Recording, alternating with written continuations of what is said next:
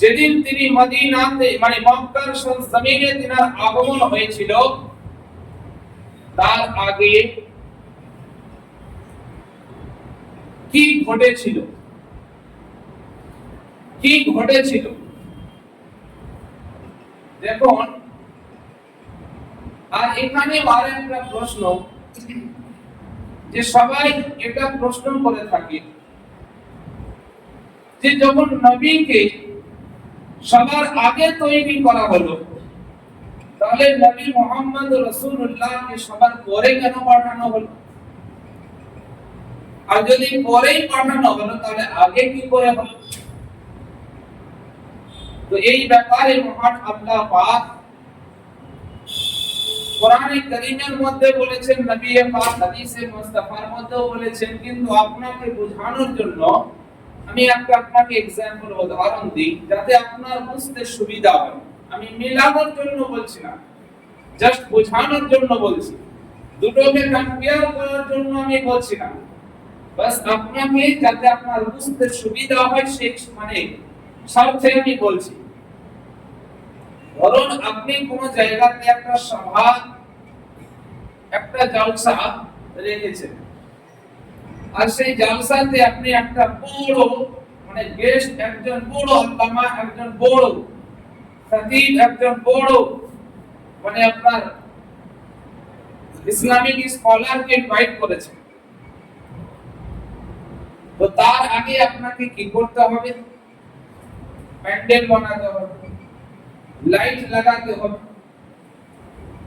তো যখন আপনার মানুষ, যখন আপনি প্যান্ডেল তৈরি করবেন, তো লোকে জিজ্ঞাসা করবে কি ব্যাপার, কেউ আসবে নাকি? লাইটিং হচ্ছে, কেউ আসবে নাকি? এ সমস্ত কিছু সাজানো গোছানো হচ্ছে, কেউ আসবে নাকি? এরকম আপনার কথা মানুষ জিজ্ঞাসা করতে থাকবে। যেদিন আপনার প্রোগ্রাম স্টার্ট হবে, তো সর্বপ্রথমেই যদি আপনি প্রধান গেস্টকে এনে যদি আপনার সন্ধ্যাবেলায় বা আসরের পরেই যদি আপনি চাপিয়ে দেন, তাহলে আর লোকজন থাকবে? মানুষের মধ্যে কোন রকম কোন তার উপরে কোন রেসপেক্ট থাকবে। তো তার আগে অন্যান্য আরো দু চারটে গেস্ট মানে আপনার আমন্ত্রণ করা হয়। এবার সে এসে আপনাকে যে যতটুকু বলার বলার পরে বলবে যে আমি যা ছিলাম, আমার পরে যিনি গেস্ট, যিনি গেস্ট, প্রধান অতিথি, উনি এখন ওয়াইটিংয়ে আছে, এখন অপেক্ষায় আছে, আপনারা থাকবেন, ওনার মূল্যবান শুনবেন। মানুষ বড় আকাঙ্ক্ষিত থাকে যে কে গেস্ট কোথা থেকে এসেছে, কেমন বলবে দেখবো। দ্বিতীয় জন বলছে, একজন এসেছেন গেস্ট, প্রধান অতিথি, উনি এখনো আছেন। মানুষের মধ্যে আরো আকাঙ্ক্ষা বাড়ছে যে যদি এইরকম হয়, তাহলে প্রধান যিনি, এই সভার যিনি প্রধান অতিথি, তিনি কেমন হতে পারেন। তো এইরকম ভাবে বলা আসছে, বলছে, আর গেস্টের কথা বলতে আছে। মানুষের মধ্যে ইমপ্রেস বাড়ছে, মানুষের মধ্যে আকাঙ্ক্ষা বাড়ছে, মানুষের মনের মধ্যে একটা চাহত বাড়ছে। সুবহানাল্লাহ। অনুরূপ মহান আল্লাহ সুবহানাহু ওয়া তাআলা যখন আসমান ও জমিনকে তৈরি করে, তার পূর্বে আপনার আমার আকা জনাবে মুহাম্মদুর রাসূলুল্লাহ সাল্লাল্লাহু আলাইহি ওয়াসাল্লামকে নিজের নূরে, হাকিকি নূর থেকে মুহাম্মাদিকে তৈরি করেছিলেন। আর তিনি খুব যত্নে আরশের মধ্যে রেখেছিলেন।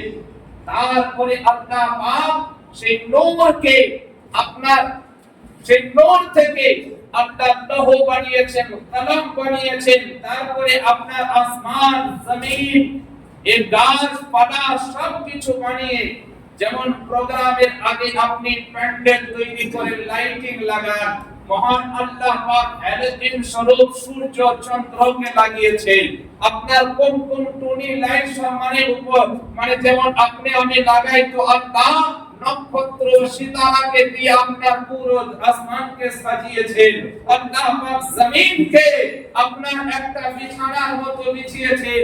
এরপরে আপনি আমি বাড়িতে ঘরে ঝান্ডা লাগাই, মহান আল্লাহ পাক গাছ সবুজ সবুজ গাছ সবুজ ঝান্ডার পরিবর্তে আল্লাহ গাছের পাতা দিয়ে আল্লাহ দুনিয়াকে সাজিয়েছে। এরপরে আল্লাহ আকবার, তো আল্লাহ তিনি কেমন, মানে তিনি কত বড় বেশ, তিনি কত বড় আপনার মানে সে সম্মানীয়, আল্লাহ তার ইজ্জতকে বুলন্দ করছেন। ওয়া রাফআনা লাকা যিকরাক, হে মাহবুব আমি আপনার সম্মানকে উচ্চ করেছি, বুলন্দ করেছি। তখন মহান আল্লাহ পাক তিনাকে গেস্ট, তিনি যে প্রধান অতিথি, তিনাকে যে সভাতে পাঠানো হবে, তার পূর্বে আল্লাহ পাক হযরতে আদম শফিউল্লাহকে দুনিয়াতে পাঠাচ্ছে। বলুন সুবহানাল্লাহ। আল্লাহ পাক যে নবী আর রাসূলকে পাঠিয়েছেন, তো দুটো মাকসাদের জন্য প্রত্যেকটা নবী রাসূলকে পাঠিয়েছেন।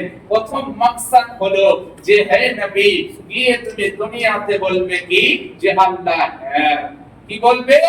আল্লাহ এক, আল্লাহ ব্যতিরেকে কোনো ভিন্ন, তিনি কোনো আল্লাহ ব্যতিরেকে ভিন্ন কোনো উপাস্য নেই, আল্লাহ ছাড়া কোনো মাবুদ নেই। সেই আল্লাহর মানে আল্লাহকে রাজির জন্য, আল্লাহর সন্তুষ্টির জন্য তোমরা আল্লাহর ইবাদত করবে, প্রথম নাম্বার। আর দ্বিতীয় নাম্বার যে আল্লাহর মাহবুব দুনিয়াতে আসবে।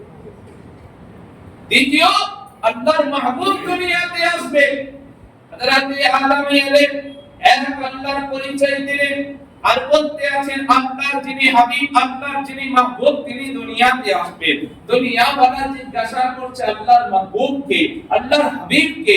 হযরত আদম চলে গেলেন, তারপরে আবার বলছেন আদম তো শফিউল্লাহ, তিনার শরাফতের কোনো জবাব নাই, তিনার আদর্শের কোনো জবাব নাই।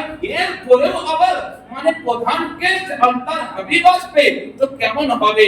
তারপরে হযরত শীশ আসছে, শীশ নবী আসার পরে তিনিও বলতে আছেন যে তোমরা এক আল্লাহকে মানো, আল্লাহ ছাড়া কোনো দ্বিতীয় মাবুদ বাতিল মানে দেব দেবীর কাছে মাথা নত করিও না, এক আল্লাহর ইবাদত করো।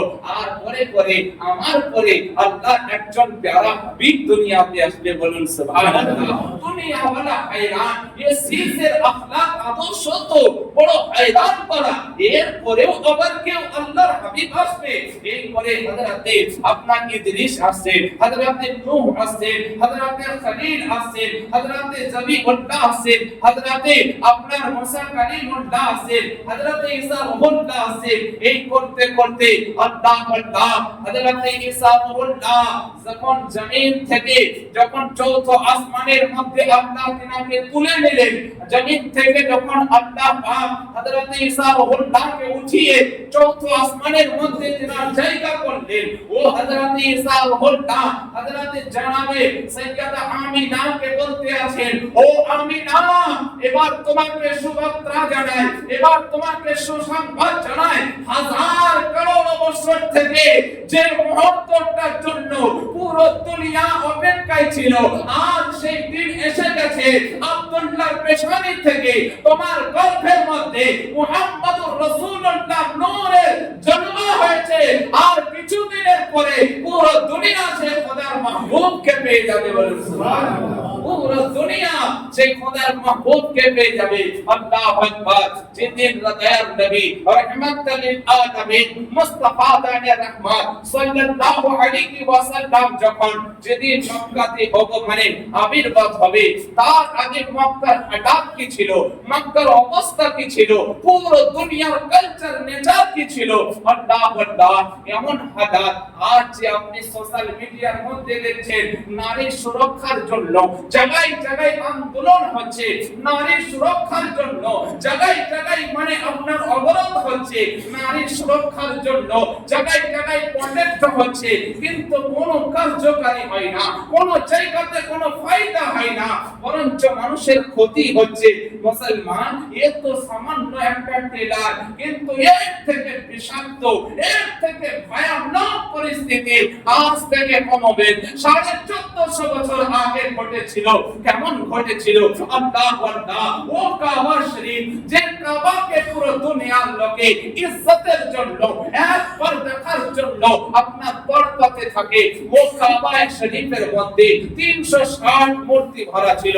ও কাবাকে তাওয়াফ উলম্ব অবস্থাতে তাওয়াফ করত। ও কাবার সামনে ওপেন আপনার জিনা হতো। এ মুসলমান, এমন নয় শুধু এত দূর না, ওই কাবা শরীফের ওই মক্কা নগরে আপনার এমন কি আপনার ইয়াতীমের কোনো আপনার কোনো রকম কোনো ভ্যালু ছিল না, তাদের কোনো মর্যাদা ছিল না। ইয়াতীমের মালকে পয়সা ওয়ালারা কেড়ে নিত, ইয়াতীমকে মানে আপনার জবরদস্তি গোলামি রূপে তাকে গোলামের মতো তাকে খাটাতো। আর সমাজের মধ্যে শুধু পয়সা বানার পাওয়ার চলতো, গরিবের কোনো ইজ্জত ছিল না, ইয়াতীমের কোনো স্থান ছিল না। সেই সময় এতটা জুলম হতো, এতটা জুলম হতো, এতটাই নিচে নেমে গিয়েছিল, মানুষের মধ্যে কোনো মানবিকতা ছিল না, মনুষ্যত্ব বোধ ছিল না। শুধু একটাই কোয়ালিটি ছিল, যার পয়সা আছে, যার মানে পজিশন আছে, যার পাওয়ার আছে, তারই ওই যুগে তারই হুকুমত চলতো, তারই মানে ক্ষমতা চলতো, তারই কথা চলতো। মুসলমান, আমি আপনাকে শুধু আপনার টাইম পাস করার জন্য এসব বলে ধরছি না, আপনি নিজের বিবেককে আর নিজের দিমাগকে হাজির রাখবেন। বর্তমান যুগ আর আজ থেকে 1450 বছর আগেকার জাহিলি যুগের সঙ্গে আপনি কম্পেয়ার করুন। আমার কথাগুলোকে শুনে এগুলোকে নিজেকে মেলান, যে সেই যুগে যা ঘটেছে আজকের যুগে সেগুলো নমুনা হিসাবে দেখতে পাওয়া যাচ্ছে কিনা। জানে মুসলমান, তো সেই সময় এমন ছিল, এক একটা নারীর সঙ্গে 5 জন আপনার বিবাহ করে থাকতো। বিবাহ নয়, বরঞ্চ নাজায়েজ সম্পর্কের মধ্যে জড়িত থাকতো। একটা নারীর সঙ্গে 5 পুরুষ নাজায়েজ সম্পর্কের সঙ্গে জড়িত থাকতো। তারপরে যার পেটে, ওই নারীর পেটে যখন বাচ্চা আসতো, ওই বাচ্চা ভূমিষ্ঠ হতো, বাচ্চাকে কোলে করে নিয়ে যাওয়া হতো। নিয়ে যাওয়ার পরে 5 পুরুষকে দান করানো হতো। ওই বাচ্চা যার ঘাড়ে হাত দিয়ে দিত, ওই নারী যার ঘাড়ে কাঁধে হাত দিয়ে দিত, বাচ্চা তারই সেই বাচ্চার বাপ তাকেই মানাতো। মুসলমান, শুধু এত দূর নয়, আজ আপনার আমার এই সোসাইটিতে এই যুগে বড় বড় নারী রাস্তাতে আজকে যেরকম ভাবে অপমানিত হচ্ছে, সে যেভাবে ক্রাইম মবিলিটিকে শিকার হচ্ছে, সে যুগে তো 45-এর পরে পরেই তাদেরকে জিন্দা দাফন করে দাও। কোন নারীর ইজ্জত ছিল না, নারীর কোন সম্মান ছিল না, নারীকে পুরো মাটিতে জিন্দা দাফন করে দেওয়া হতো। কন্যার বাপ কেউ শাস্তি চাইতো না। আল্লাহু আকবার, এরকম হালাত ছিল। এতটা আপনার খোদার গজবকে তারা দাওয়াত দিয়েছিল যে পুরো মক্কাতে কাহাত শালি পড়ে গিয়েছিল। শুধু মক্কা নয়, পুরো দুনিয়াতে একটা কাহাত শালি পড়েছিল। কি কাহাত শালি? এমন কি জানেন মুসলমান, আপনার উটের, গরুর গায়ের পেশাব পান করা হতো। যদি কোন নারী, বেদবা নারী, কোন যদি যুবতী নারী বেদবা হয়ে যেত, তার স্বামী মারা যেত, তো তার স্বামীর সঙ্গে ওই নারীকে জিন্দা চিতাতে জ্বালিয়ে দেওয়া। কারণ এই বেদবা নারীর মুখ দেখলে বলতো অপয়া, তার মানে দিন ভালো যাবে না। এইরকম আপনার মক্কার কালচার ছিল। এইরকম কালচারে পুরো দুনিয়া যখন বিষাক্ত হয়ে গিয়েছিল, বৃক্ষলতা, পশু পাখি, সৃষ্টি জগৎ মহান আল্লাহর কাছে দোয়া চাইতে আছে, আল্লাহ তুমি এমন কোন একজন পথ প্রদর্শককে দুনিয়াতে পাঠাও, আল্লাহ তুমি এমন কোন একজন মহামানবের আবির্ভাব ঘটাও যে আমাদেরকে অভিশপ্ত সমাজ থেকে মুক্ত করে একটা সুস্থ সমাজ দান করে। আল্লাহ আমাদের যে আজ মানব রূপে যে জন্ম নিয়েছি, মানব রূপে যে দুনিয়াতে ভূমিষ্ঠ হয়েছি, আল্লাহ সেই মানুষের মানবিকতা যে স্বাধীনতা, সেই স্বাধীনতা হারিয়ে ফেলেছি।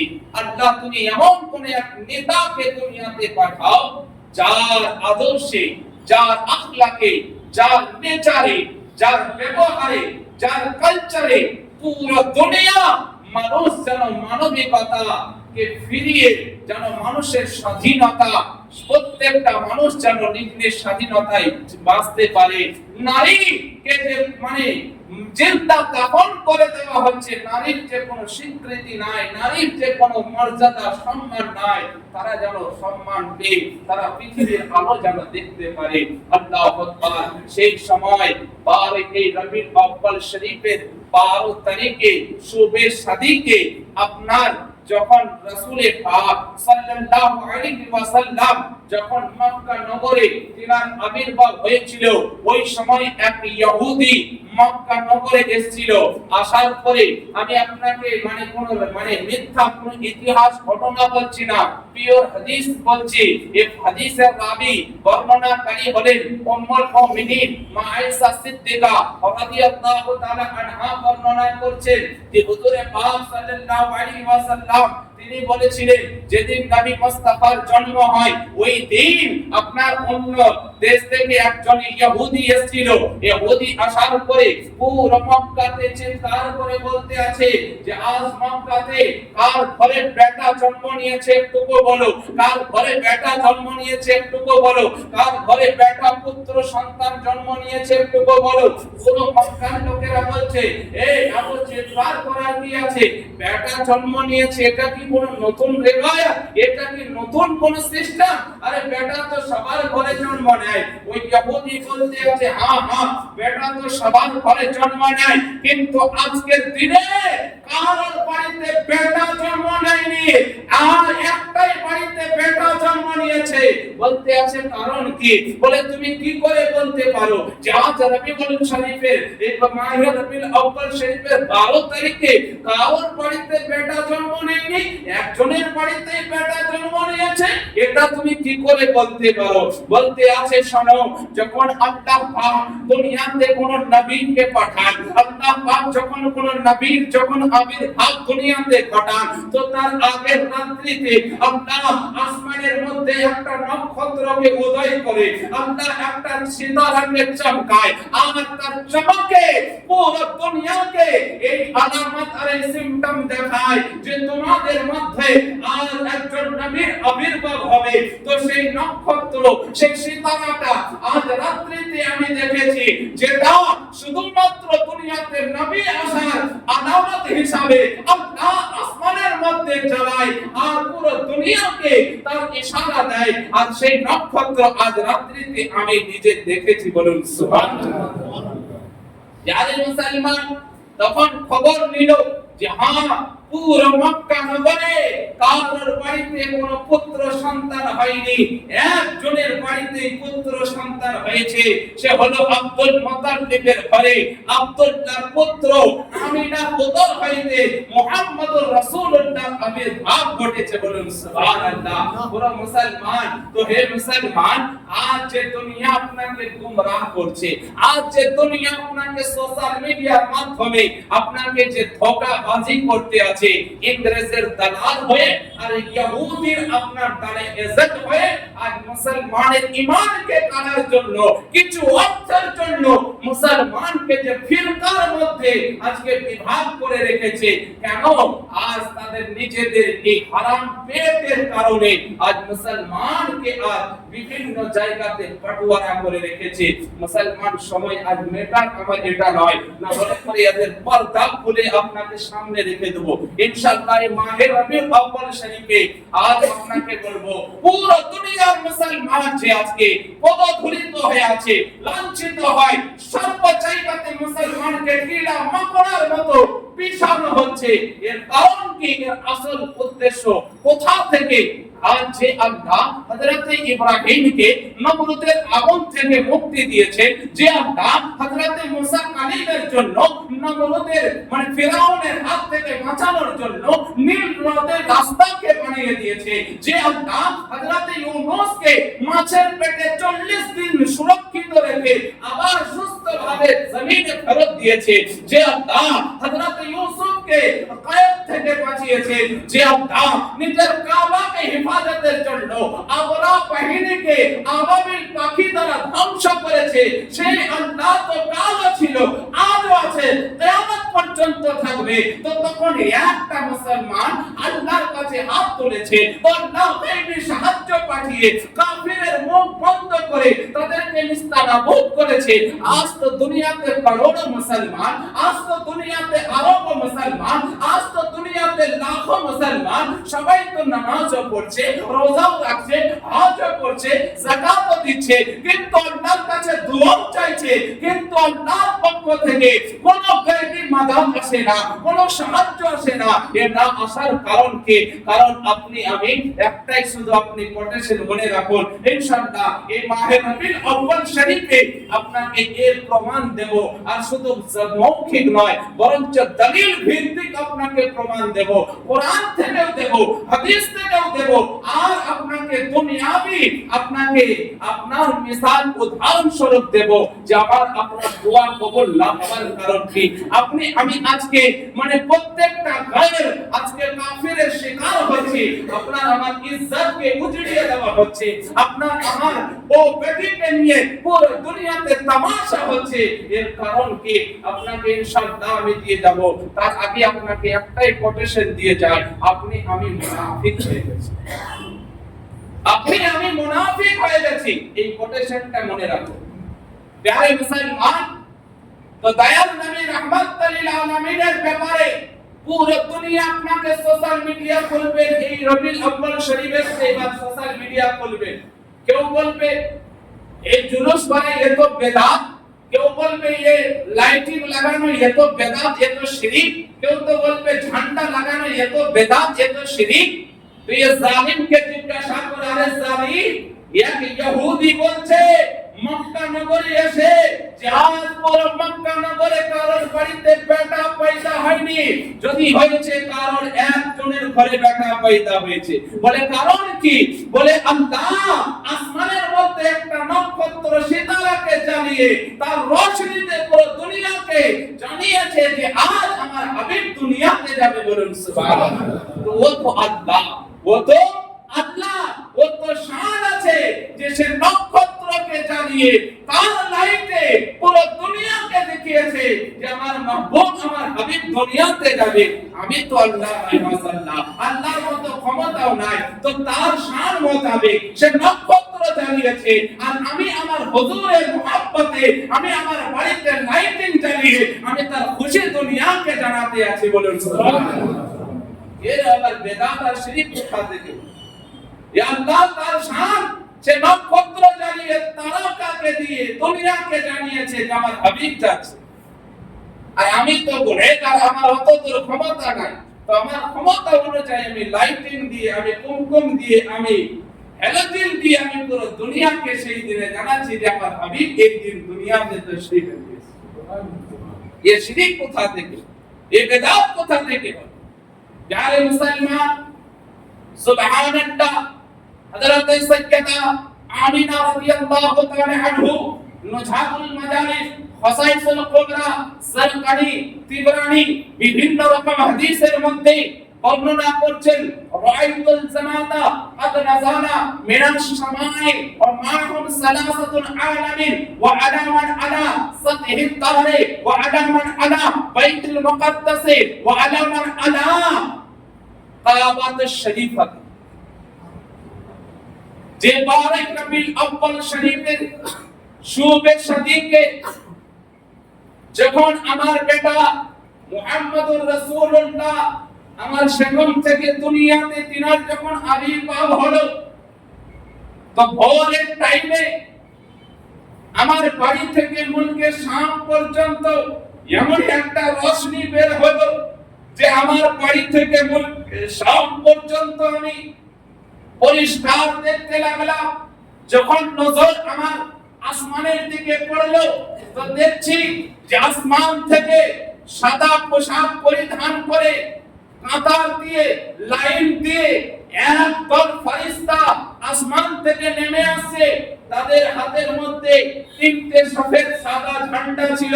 একটা ঝান্ডা ওয়ালামান আলা সাতহিল দারে, একটা ঝান্ডা আমার বাড়ির ছাদে লাগিয়ে দিলেন, আর একটা ঝান্ডা ওয়ালামান আলা বাইতুল মুকাদ্দাসে, একটা ঝান্ডা বাইতুল মুকাদ্দাস মসজিদে আকসাতে লাগালেন, ওয়ালামান আলা কাবাতি শরীফাতে, আর একটা ঝান্ডা কাবা শরীফের ছাদের মধ্যে লাগিয়ে দিয়ে তারা বলতে আছে মারহাবা ইয়া মুস্তাফা, মারহাবা ইয়া সাইয়্যিদুল মুরসালিন, মারহাবা ইয়া খাতামান নবিয়্যিন, মারহাবা ইয়া রাহমাতাল লিল আলামিন। বলতে বলতে আসমান থেকে দলবদ্ধ হয়ে কাতার দিয়ে মিছিল করতে করতে আমার বাড়িতে এসে হাজির হয়েছিল, বলুন সুবহানাল্লাহ। তার আগে আমার স্বামী তো আগে ইন্তেকাল করে গিয়েছিলেন। আমি শ্বশুর মশাই আব্দুল মুতাল্লিবের কাছে ছিলাম। তিনি আমাকে বেটির মতো মোহাব্বত করতেন, ভালোবাসতেন। যেদিন আমার লাখতে জিগার নূরে নজর কলিজার টুকরা মুহাম্মদুর রাসূলুল্লাহর আবির্ভাব হবে, সেই দিন আমি বড় চিন্তিত যে আজ আমার পাশে কেউ নেই, আমার সঙ্গে কেউ নেই। আজ আমার সন্তানের দুনিয়াতে আসার টাইম হয়েছে, আমার পাশে কেউ নেই। এমন অবস্থায় দেখতে আছেন খেজুর গাছের মতো লম্বা একজন নারী এসে সামনে দাঁড়িয়ে আছে। হযরতে আমিনা বলতে আছে, আমি জিজ্ঞাসা করলাম মান আনতা, আপনি কে? তো বলতে আছেন আমতে হাওয়া, আমি হলাম বিবি হাওয়া, আমি হলাম আদম শফিউল্লাহর বিবি, বলুন সুবহানাল্লাহ। জিজ্ঞাসা করে যে আপনি কিসের জন্য এসেছেন? বলে মহান আল্লাহ সুবহানাহু ওয়া তাআলা বলেছেন, এ হাওয়া আজ আর জান্নাতে নয় বরঞ্চ চলে যাও মক্কা নগরে আব্দুল মুতাল্লিবের ঘরে আমিনার দাই হিসাবে, কারণ আমার হাবিব আমার মাহবুব আজ দুনিয়াতে তার আবির্ভাব হবে আপনার খিদমতের জন্য। ও হাওয়া তুমি যাও, ও মারিয়াম তুমি যাও, ও মারি আসিয়া তুমি যাও, এই বলে আল্লাহু আকবার। আর ও হাজেরা তুমি যাও। চার নারীকে মহান আল্লাহ বলতে আছেন, হাজেরা, মারিয়াম আর মানে আপনার আসিয়া আর মা হাওয়াকে বললেন যে তোমরা যাও জমিনের মধ্যে আর গিয়ে আমিনার সাহায্য করো দাই হিসাবে, নবীর খিদমতের জন্য তোমরা মক্কা নগরে আমিনার ঘরে গিয়ে হাজির হয়ে যাও, বলুন সুবহানাল্লাহ। यानी মুসলমান এখানে কোটেশন মজুদ। হযরতে সাইয়্যিদা আমিনার ব্যাপারে পুরো দুনিয়া বলছে ও তো কাফিরা ছিল মাযাল্লাহ। তো ये জালিম কে তো চিন্তা করা দরকার। হযরতে ইউনূস কে যে মাছ গিলে নিয়েছিল, যে ইউনূস কে যে মাছ গিলে নিয়েছিল, 40 দিন পর্যন্ত যে মাছের পেটে হযরতে ইউনূস ছিলেন, কোরআন বলতে আছে, আল্লাহর কোরআন বলতে আছে যে হে সমুদ্রের মাছেরা, তোমরা ওই মাছের বাড়াবাড়িতে, ওই মাছের সমতুল্য ভাবে তোমরা কেউ চলবে না, ওই মাছের উপরে কেউ চলবে না, ওই মাছকে কেউ তোমরা লাথি মারবে না। ওই মাছ সেই সমস্ত সমুদ্রের মাছ তোমরা তার আদব করবে, আর সে মাছ হলো জান্নাতি, বলুন সুবহানাল্লাহ। আল্লাহ কোরআন বলছে কেন? হযরত ইউনূস কে 40 দিন পেটে রাখার কারণে একটা মাছকে আল্লাহ পাক বলছে এ মাছ তো জান্নাতি, যেহেতু আমার নবীকে 40 দিন পেটে রেখেছে। মুসলমান মাছ হযরত ইউনূসের মা নয়, মাছ হযরত ইউনূসের মা নয়, বরঞ্চ সুরক্ষিতভাবে 40 দিন রেখেছিল, যার করলো মাছ জান্নাতি হলো। পুরো সমুদ্রের মাছের থেকে তো মর্তবা আলাদা হয়ে গেল। তো যে হযরত ইউসুফ হলেন নবী, আর পুরো নবীদের নবী ইমামুল আম্বিয়া মুহাম্মদুর রাসূলুল্লাহ, যে আমিনার পেটে এক নয় দুই নয় 10 মাস 10 দিন থেকেছে, ও সমগ্র নবীদের ইমাম, ওই ইমামের মা কি করে জাহান্নামী হতে পারে, বলো? মুসলমান আপনাকে আমাকে গোমরাহ করছে কিনা, পথভ্রষ্ট করছে কিনা? কারণ এখানে যদি মুহাম্মদ রাসূলুল্লাহর মাকে মুসলমান মেনে নেয় তাহলে তো কিচ্ছা খতম হয়ে যাবে। তাহলে তো ইহুদি আর যে আপনার ইংরেজের যে একটা মিশন, যে মাকসাদ মুসলমানকে ফিরকার মধ্যে যে বটওয়ারা করতে হবে, সেই মিশনটা তো কামিয়াব হবে না, ফেল হয়ে যাবে। কারণ মা আমিনা যখনই বলে দেবেন, কি বলবে যে আমি হাজেরা আমার খিদমত করেছে, আয়েশা আসিয়া আমার খিদমত করেছে, আর হাওয়া আমার খিদমতের জন্য বাড়িতে এসেছে, তো এই কথাগুলোকে ওকে মানতে হবে। আর মানলে পরে তাহলে পুরো পর্দা, পুরো রাজ আপনার প্রকাশ হয়ে যাবে।